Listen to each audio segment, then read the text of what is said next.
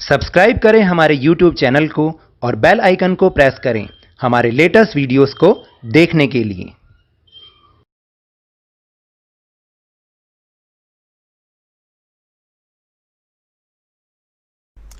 Hello and welcome to Lovneesh sir की class. आज की ये शिक्षा निदेशालय राष्ट्रीय राजधानी क्षेत्र दिल्ली की वर्कशीट नंबर 23 जो कि कक्षा 8वीं के विद्यार्थियों के लिए है।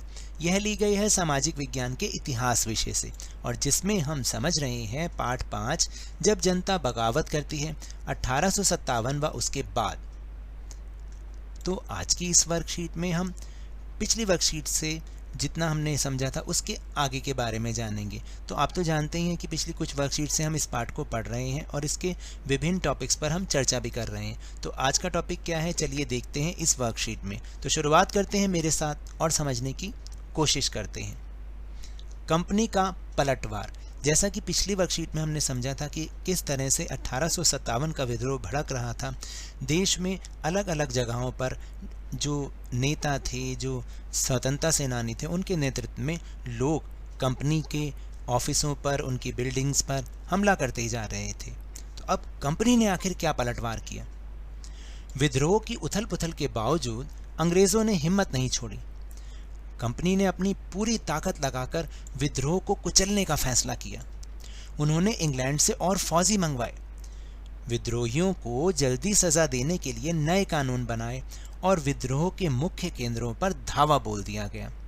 इस तरह सितंबर 1857 में दिल्ली दोबारा अंग्रेजों के कब्जे में आ गई। अंतिम मुगल बादशाह बहादुर शाह जफर पर मुकदमा चलाया गया और उन्हें आजीवन कारावास की सजा दी गई। उनके बेटों को उनकी आंखों के सामने गोली मार दी गई।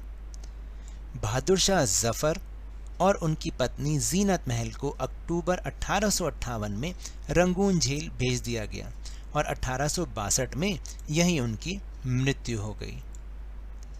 मार्च 1858 में लखनऊ अंग्रेजों के कब्जे में चला गया। जून 1858 में रानी लक्ष्मीबाई की शिकस्त हुई यानी हार हुई और उन्हें मार दिया गया। दुर्भाग्यवश ऐसा ही रानी अवंतीबाई लोधी के साथ भी हुआ। तांतिया टोपे मध्य भारत के जंगलों में रहते हुए आदिवासियों और किसानों की सहायता से छापामार युद्ध चलाते रहे। उन्हें 1859 में पकड़ लिया गया और उन पर मुकदमा चलाकर उन्हें मृत्युदंड दे दिया गया। विद्रोही ताकतों की हार से लोगों की हिम्मत टूटने लगी। बहुत सारे लोगों ने विद्रोहियों का साथ छोड़ दिया। लोगों का विश्वास जीतने के लिए अंग्रेजों ने वफादार भूस्वामियों के लिए इनामों का ऐलान कर दिया। तो कंपनी ने इस तरह से पलटवार करते हुए वापस से दिल्ली और जो उनके कब्जे में क्षेत्र थे उन पर वापस से अपना कब्जा कर लिया। तो अब हम समझेंगे कि विद्रोह के बाद के साल कैसे रहे, यानी विद्रोह के बाद अंग्रेजों ने क्या किया। अंग्रेजों ने 1859 के आखिर तक देश पर दोबारा नियंत्रण पा लिया था, लेकिन अब वे पहले वाली नीतियों के सहारे शासन नहीं चला सकते थे। अंग्रेजों ने जो अहम बदलाव किए वे निम्नलिखित हैं। जैसे ब्रिटिश संसद के 1858 के नए कानून के द्वारा ईस्ट इंडिया कंपनी के सारे अधिकार ब्रिटिश साम्राज्य के हाथ में सौंप दिए गए, यानी कंपनी के शासन का अब अंत हो गया। ब्रिटिश मंत्रिमंडल के एक सदस्य को भारत मंत्री के रूप में नियुक्त किया गया। उसे भारत के शासन से संबंधित मामलों को संभालने का जिम्मा सौंपा गया। उसे सलाह देने के लिए एक परिषद का गठन भी किया गया जिसे इंडिया काउंसिल कहा जाता है, यानी एक जो सदस्य को, ब्रिटिश मंत्रिमंडल के एक सदस्य को भारत का मंत्री बना दिया, यानी जो भी फैसला भारत के बारे में लेना है वो उसे ही लेना होगा। लेकिन उसकी सहायता के लिए एक परिषद को भी बना दिया गया जिसे इंडियन काउंसिल कहा गया। फिर है भारत के गवर्नर जनरल को वायसराय का ओहदा दिया गया, यानी उनको वायसराय कहा गया। इस प्रकार उसे इंग्लैंड के राजा अथवा रानी का निजी प्रतिनिधि घोषित भी कर दिया गया। फलस्वरूप अंग्रेज सरकार ने भारत के शासन की जिम्मेदारी सीधे अपने हाथों में ले ली, यानी कहने का मतलब है जो राजा या रानी के प्रतिनिधि के रूप में, निजी प्रतिनिधि के रूप में यहाँ के जो सबसे बड़े ऑफिसर थे अंग्रेजों के, उन्हें गवर्नर जनरल थे, उनको वायसराय बना दिया गया, यानी वो अब राजा या रानी का प्रतिनिधित्व भारत में करेंगे। देश के सभी शासकों को भरोसा दिया गया कि भविष्य में कभी भी उनके भू क्षेत्र पर कब्जा नहीं किया जाएगा। यानी सभी शासकों को यह भरोसा दिया गया कि अब दोबारा से उनके क्षेत्रों पर कब्जा नहीं किया जाएगा। उन्हें अपनी रियासत, अपने वंशजों, यहाँ तक कि अपने दत्तक पुत्रों को भी सौंपने की छूट दे दी गई। यानी जो पहले वो मान नहीं रहे थे ना कंपनी, अब उन्होंने उनको ये कहा कि अपने वंशजों को भी आप अपने रियासत दे सकते हैं और अपने दत्तक पुत्र यानी जो गोद लिए पुत्र उनको भी अपना शासन सौंप सकते हैं। लेकिन उन्हें इस बात के लिए प्रेरित किया गया कि वे ब्रिटेन की रानी को अपने अधिपति घोषित करें, स्वीकार करें, मतलब ब्रिटेन की रानी को ही अपनी रानी स्वीकार करें। इस तरह भारतीय शासकों को ब्रिटिश साम्राज्य के अधीन शासन चलाने की छूट दे दी गई। यानी वो करेंगे तो अपना शासन अपने क्षेत्र पे, लेकिन ब्रिटेन की महारानी को अपनी महारानी मानेंगे और उनके कहे अनुसार ही अपना शासन करेंगे। सेना में भारतीय सिपाहियों का अनुपात कम करने और यूरोपीय सिपाहियों की संख्या बढ़ाने का फैसला लिया गया। तो आप देखिए कि ऐसा इसलिए किया गया क्योंकि जो 1857 का विद्रोह हुआ वो सैनिकों से ही शुरू हुआ। यह भी तय किया गया कि अवध, बिहार, मध्य भारत और दक्षिण भारत से सिपाहियों की भर्ती करने के बजाय अब गोरखा और सिखों और पठानों में से ज़्यादा सिपाही भर्ती किए जाएंगे। मुसलमानों की संपत्ति और ज़मीन बड़े पैमाने पर जब्त की गई क्योंकि उन्हें संदेह और शत्रुता के भाव से ही देखा जाने लगा। अंग्रेज़ों को लगता था कि यह विद्रोह उन्होंने ही खड़ा किया था। अंग्रेज़ों ने फैसला किया कि वे भारत के लोगों के धर्म और सामाजिक रीति रिवाजों का भी सम्मान करेंगे, यानी उनके धार्मिक मामलों में दखल अंदाजी नहीं करेंगे। भूस्वामियों और जमींदारों की रक्षा करने तथा ज़मीन पर उनके अधिकारों को स्थायित्व देने के लिए भी नीतियां बनाई गईं। तो इस प्रकार 1857 के बाद इतिहास का एक नया चरण शुरू हुआ। तो देखा आपने किस तरह से अंग्रेज़ों ने अपनी नीतियों में बदलाव किया, क्योंकि उन्हें अब लगने लग गया था कि 1857 के बाद वो उन नीतियों के सहारे जो उन्होंने पहले बना रखी थी वो अब भारत का जो राज्य पार्ट है, राज्य है, वो ज़्यादा दिन तक नहीं संभाल पाएंगे अगर उन्होंने वही नीतियाँ रखी। इसलिए उन्होंने अपनी नीतियों में बदलाव किया ताकि 1857 जैसा नया विद्रोह फिर दोबारा से उन्हें झेलना ना पड़े। तो चलिए अब हम चलते हैं अपने प्रश्नोत्तर की ओर। तो पहला प्रश्न है कि अंग्रेज़ों ने 1857 के विद्रोह को कुचलने के लिए क्या क्या किया। तो इसका उत्तर है कि कंपनी ने अपनी पूरी ताकत लगाकर विद्रोह को कुचलने का फैसला लिया।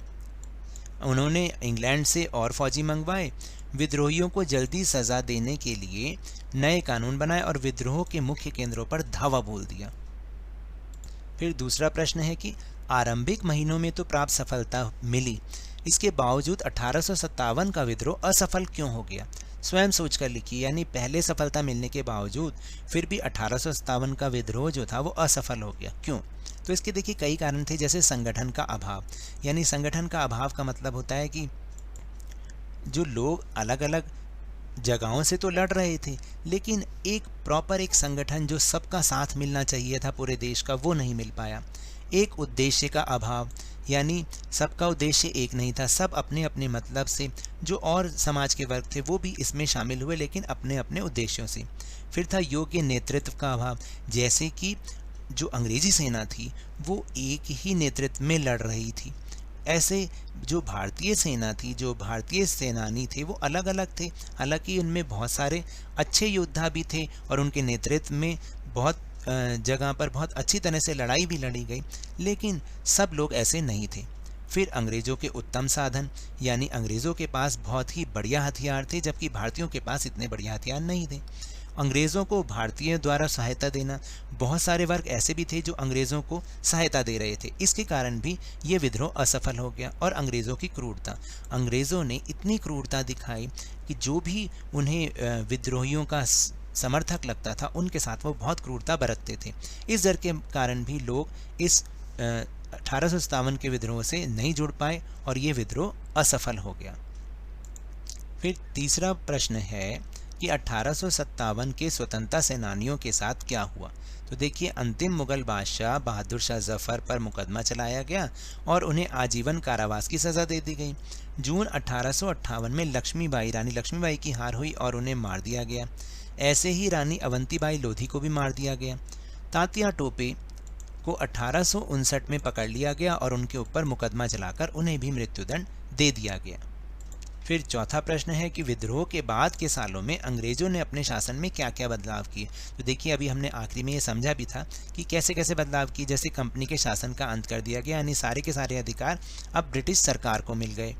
फिर इसके बाद है भारतीय सरकार ब्रिटिश मंत्रिमंडल तथा ताज के अधीन, यानी जो भारत के मंत्री के रूप में उन्हीं के मंत्रिमंडल से एक व्यक्ति को चुना गया, वो ब्रिटिश मंत्रिमंडल के तहत ही, या जो भी उनकी नीतियां थी उसी के तहत ही वो यहाँ पर काम करते थे। फिर है भारतीय शासकों के प्रति नीति में बदलाव, यानी अभी हमने समझा था कि भारतीय शासकों को ये आश्वासन दिया गया कि उनके क्षेत्र पे दोबारा कब्जा नहीं होगा और वो जैसे चाहे मर्जी अपना राज कर सकते हैं, बशर्ते उन्हें ब्रिटेन की महारानी को ही अपना अधिपति मानना पड़ेगा। चौथा था सेना में परिवर्तन। तो सेना में परिवर्तन क्या था कि उन्होंने अब ये सोचा कि भारतीयों की जगह ज़्यादा से ज़्यादा यूरोपियन को इस सेना में रखा जाए। फिर पांचवा है कि मुसलमानों के प्रति शत्रुता की नीति, क्योंकि उन्हें लगता था कि इस सारे फसाद की जड़ मुसलमान ही हैं, इसलिए उन्होंने उनकी बहुत सारी ज़मीनें भी जब्त कर लीं। और छठा है धार्मिक स्वतंत्रता, यानी उन्होंने जो भारत के धर्म हैं उनको अपनाने की पूरी छूट दे दी और उनके मामले में कोई दखलंदाजी ना करने का आश्वासन दिया। इसके बाद पांचवा और अंतिम प्रश्न, अंग्रेज़ों द्वारा लाए गए बदलावों के आखिर कारण क्या थे। तो देखिए, अंग्रेज़ों ने 1859 तक के आखिर तक देश पर दोबारा अपना नियंत्रण तो पा लिया था, लेकिन अब उन्हें महसूस होने लग गया था कि वे पहले वाली नीतियों के सारे शासन नहीं चला सकते। वे नहीं चाहते थे कि 1857 की तरह एक और युद्ध, एक और विद्रोह उन्हें झेलना पड़े, इसलिए उन्होंने अपनी नीतियों में बदलाव किया। तो ये तो थी आज की वर्कशीट। अगर मेरे इस तरह समझाने से आपको थोड़ा सा भी समझ में आया हो तो इस चैनल को ज़्यादा से ज़्यादा सब्सक्राइब कीजिए, लाइक कीजिए और बहुत ज़्यादा शेयर भी कीजिए। और हाँ, मेरे साथ इसी तरह वर्कशीट को समझते रहिए, लेकिन ध्यान और मन लगाकर पूरी मेहनत और लगन के साथ पढ़ते रहिए। और अगर आपको कोरोना वायरस को हराना है तो मास्क ज़रूर लगा के रखिए और अपने हाथों को नियमित रूप से साबुन और पानी से धोते रहिए, क्योंकि जब तक दवाई नहीं तब तक कोई ढिलाई नहीं। धन्यवाद।